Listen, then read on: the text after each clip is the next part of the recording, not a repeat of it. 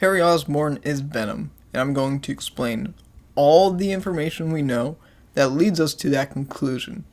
And I'm also going to explain how and why we would have Harry Osborn as Venom and Peter Parker wearing the black suit. Okay? I'm just going to make this video really quick because I've tried to do this too many times, and every day someone is coming out with more theories as to why Harry's not Venom, and how Peter's Venom, how Eddie's Venom, how Miles' gonna be Venom. It just doesn't work, and let's just get into it, okay? So, first I want to mention the first game where Venom was first shown.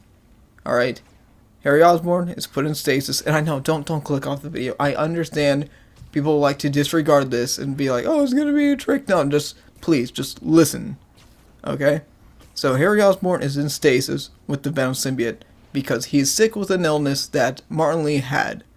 An illness that Martin Lee got his powers from when he was exposed to an earlier variant of GR27. And Devil's Breath is also another variant of GR27. I swear, all of these cures for this random illness is leading to problems, and Venom is one of them. It's kind of sad, honestly. I kind of feel bad for Norman with this problem. Anyways, so that game set up Harry as Venom from the start, and a lot of people are saying that you can't have Venom be Harry because we didn't really get to connect with him.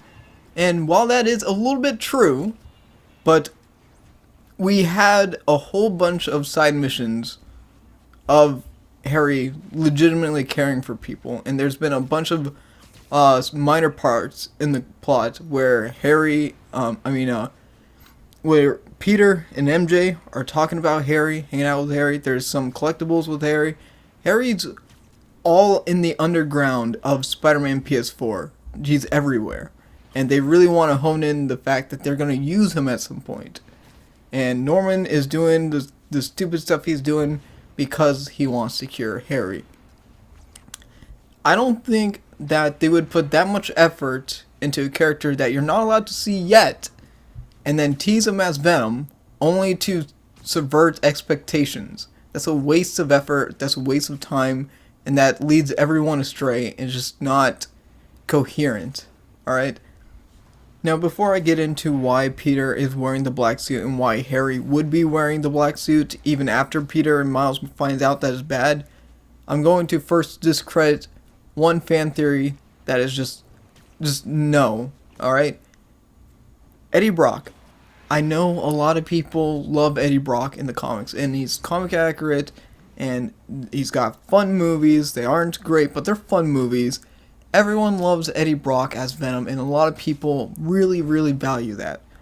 But I hate to break it to you, these games aren't comic accurate. And they're not going to just follow comic accuracy just because the book said so, when they've already been doing their own thing, regardless of what comics have done before. That's just not a thing. And now, Eddie Brock does exist in this universe. We've seen his signature once, and he was credited in a news article in Miles Morales, and you probably just never even seen it, but it's there. Eddie Brock exists, but he's not nearly as prominent or relevant as Harry Osborn is. Now, as for Peter Parker wearing the black suit and eventually having Harry Osborn as Venom, the reason why that would work and not Peter being Venom is because this time around, like I said, it's not comic accurate, but the black suit isn't an alien. It's not one being. It's a science experiment. And science experiments can be replicated. They could be duplicated. And it means that the suit may not be entirely like one piece, and it could mutate and split off and do other things. The voice actor for Miles Morales came out to say that symbiotes are going to be everywhere when he was asked if Miles is going to wear the black suit. Now, the reason why I am saying that is not only because of Harry being cured and put in stasis because of the black suit, but because Dr. Connors was helping Osborn during this at the end cutscene of Spider-Man Miles Morales. And what do we see at the very beginning of the Spider-Man 2 gameplay trailer? We see Peter Parker, who's mostly in his red suit, jump out of Dr. Connors' basement. Because remember, the hunters are after Connors. They're not after Peter Parker. And Peter is also after Connors, because later in the chase you can hear him saying he needs to get Connors because he needs to help Harry. Connors is working with Osborn to keep Harry alive, and Peter now knows about that issue, right? And that's why he's trying to get to Connors, not so he can catch him, put him in jail, or cure him or anything. He wants to help Harry. Now, like I said, Connors is working on the black suit with Norman Osborn, with the symbiote. And Peter jumps out of Connors' basement. Later on in the trailer, Miles asks some new duds, never seen the black suit before. So it is reasonable to assume that Peter got in contact with like a sample of the symbiote in that basement just before the gameplay starts, right? And I understand they show him using the tendrils. I understand that he's acting up very aggressively, but remember, this is a trailer. They want people to understand that A, the black suit is going to change up the combat and have these crazy animations, and B, is going to mess with Peter's mental and emotional state. So, my understanding of all of this is that Peter gets a variant, like, not a variant, but a sample of the black suit while looking for Connors because something happened with Harry, and he knows about it now. So he's trying to get Dr. Connors to finish the thing. He doesn't understand that the black suit's bad at this point. He doesn't understand what it is. But he understands that Dr. Connors is working on it. Something's up with Harry, and he needs to get Connors to finish his work. And that's what leads to this entire sequence. So no, with everything we understand, Eddie Brock is not going to be Venom. He's not anywhere really in the game. He's in 2 blink and you'll miss it Easter eggs. And Peter Parker is not going to be Venom, because Venom's already going to exist. He's just wearing a copy of the symbiote suit, because it's an experiment this time, not an alien. Now, what I think will end up happening is we're going to see how it is affecting Peter throughout the game.